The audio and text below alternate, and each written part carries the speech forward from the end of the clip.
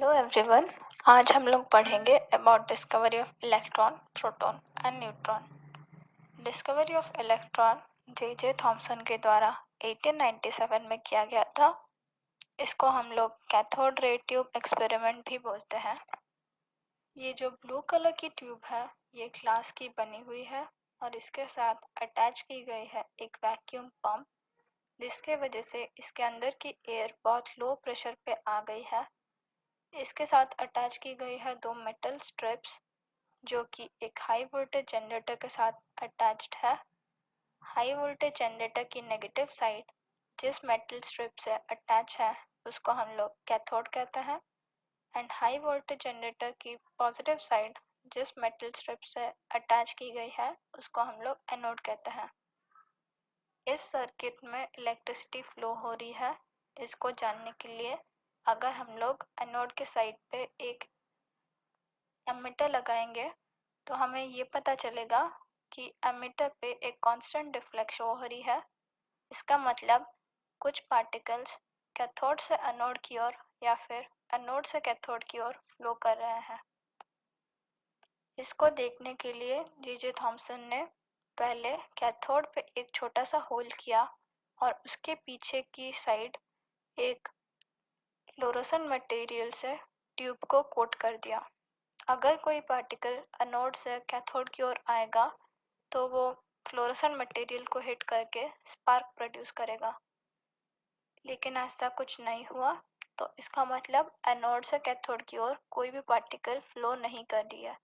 Same चीज़ जब anode के साथ रिपीट की गई, एनोड पे एक होल करके उसके पीछे वाले साइड को एक फ्लोरोसेंट मटेरियल से कोट किया गया, तो ये नोटिस हुआ कि कुछ पार्टिकल्स एनोड की होल को क्रॉस करके एक स्पार्क प्रोड्यूस कर रहे हैं।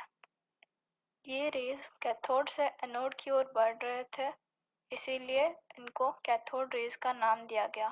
कैथोड और एनोड की मटेरियल को चेंज करके देखने पर भी ये प्रॉपर्टी चेंज नहीं हुई, ना ही उसके अंदर की एयर को चेंज करने पर कोई भी चेंज इन द प्रॉपर्टी आई। इससे हम जान सकते हैं कि जो भी पार्टिकल था वो कैथोड के मटेरियल पे डिपेंडेंट नहीं था। अगर हम लोग इस ट्यूब के ऊपर वाली साइड पॉजिटिव चार्ज की स्ट्रिप लगाएंगे और नीचे वाली साइड कुछ नेगेटिव चार्ज रखेंगे तो ये देखेंगे कि जो पार्टिकल्स थे वो पॉजिटिव चार्ज की ओर अट्रैक्ट हो रहे हैं। इसका मतलब ये है कि जो पार्टिकल्स मूव कर रहे हैं कैथोड से एनोड की ओर उन पे नेगेटिव चार्ज है। अब आइए इनको एक पॉइंट वाइज रिवाइज कर लेते हैं। तो हम लोग ये देख सकते हैं कि पहला पॉइंट में लिखा हुआ है they travel in straight lines, ये हमने पढ़ाई है। सेकंड पॉइंट है they are made up of tiny particles invisible to naked eye. हम लोग जब कैथोड से एनोड की ओर कुछ फ्लो कर रहा था उसको नहीं देख पा रहे थे। तीसरा पॉइंट यह है they are deflected by electric and magnetic fields. When the rays are passed between two electrically charged plates, these are deflected towards the positively charged plate. ये हमने देखा कि जब हम लोग ऊपर की साइड पॉजिटिव वाली प्लेट और नेगेटिव वाली प्लेट नीचे की साइड लगाते हैं तो ये जो रेस थी वो ऊपर की ओर जा रही थी। It showed that cathode rays are negative charge, मतलब जो रेस पास हो रही है वो नेगेटिवली चार्ज्ड है। These particles carrying negative charge were called electron. इन्हीं को ही इलेक्ट्रॉन बोला गया। हमने ये भी देखा जो कि फोर्थ पॉइंट में लिखा हुआ है The nature of cathode ray is independent of the nature of cathode and the gas in the discharge tube.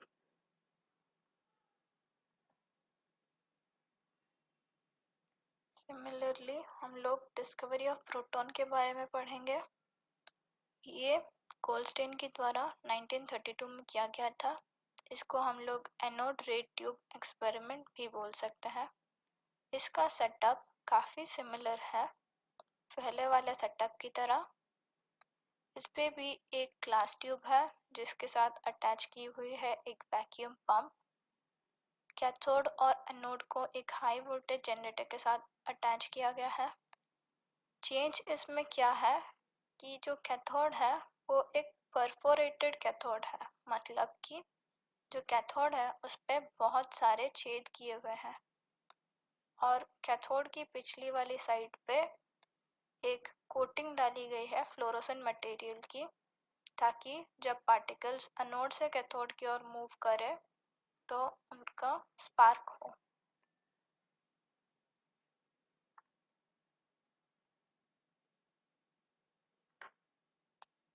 Anode से कैथोड की अब रेज मूव कर रही है तो हमारा परफोरेटेड कैथोड भी रोटेट कर रहा है। इसका मतलब ये है कि रेज पोजेस काइनेटिक एनर्जी, मतलब कि रेज में काइनेटिक एनर्जी है। सिमिलरली इसको अगर हम इलेक्ट्रिक और मैग्नेटिक फील्ड में टेस्ट करेंगे, इसके ऊपर वाली साइड पे अगर हम लोग कोई पॉजिटिव चार्ज वाली मटेरियल रखेंगे और नीचे वाली साइड पे नेगेटिव चार्ज वाली मटेरियल रखेंगे तो ये रेज नीचे नेगेटिव चार्ज की तरफ अट्रैक्ट होंगी। इसका मतलब ये है कि जो रेज है वो पॉजिटिवली चार्ज पार्टिकल से बनी हुई है क्योंकि वो नेगेटिव की तरफ अट्रैक्ट हो रही है। लेकिन जब हम लोग डिस्कवरी ऑफ इलेक्ट्रॉन पढ़ रहे थे, हमको ये पता था कि चाहे मेटल या फिर अंदर ली गई गैस डिफरेंट हो, इसका नेचर चेंज नहीं होगा। लेकिन प्रोटॉन के केस में क्या होता है, अगर हम लोग अंदर ली गई गैस को चेंज करेंगे तो जो हमारा रेस का बिहेवियर है वो भी चेंज हो जाएगा, क्योंकि पार्टिकल जो होगा पॉजिटिवली चार्ज उसके साथ वो डिफरेंट होगा डिफरेंट गैस के लिए। तो आइए अब हम इसको पॉइंट वाइज रिवाइज कर लेते हैं। दे travel in straight line, these rays rotate the wheel placed in their path, thus the rays possess kinetic energy. The rays are deflected by electric and magnetic field towards the negatively charged plate, showing thereby that these rays carry positive charge. ये तो हमने देखा कि जब हम लोग positive plate और negative plate दो साइड रखते हैं तो जो नेगेटिव प्लेट वाली साइड है उस साइड अट्रैक्ट हो रही है, तो इसीलिए इस पे पॉजिटिवली चार्ज पार्टिकल्स हैं। The rays produce flashes of light on zinc sulfide screen. Zinc sulphide screen मतलब कि जो फ्लोरोसेंट मटेरियल की कोटिंग की गई थी। लास्ट पॉइंट हमारा है the electromagnetic value is dependent on the nature of gas taken in the discharge tube, that is positive particle are different in different gases.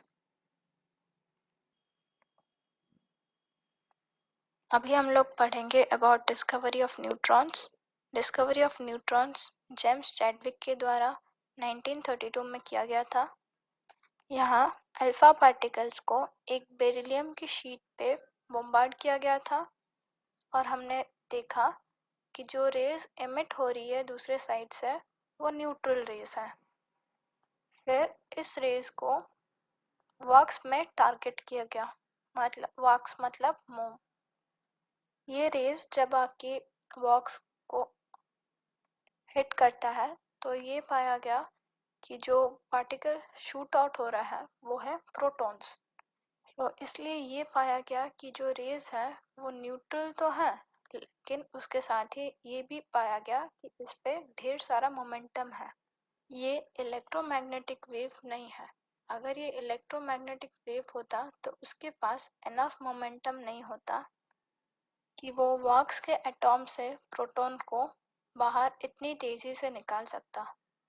तो अगर हम लोग कंजर्वेशन ऑफ मोमेंटम को अप्लाई करें तो हमको ये पता लगेगा कि जो प्रोटॉन्स यहाँ से निकल रहे हैं इतनी स्पीड से, तो ये न्यूट्रल रेस में जो भी पार्टिकल है तो वो कहीं ना कहीं प्रोटॉन के मास के बराबरी का ही चीज़ है और इसे नाम दिया गया न्यूट्रॉन। एंड ऑफ इसके बाद सबको ये समझ में आ गया कि न्यूट्रॉन जो है वो न्यूट्रल है एंड उस पर कोई चार्ज नहीं होता है।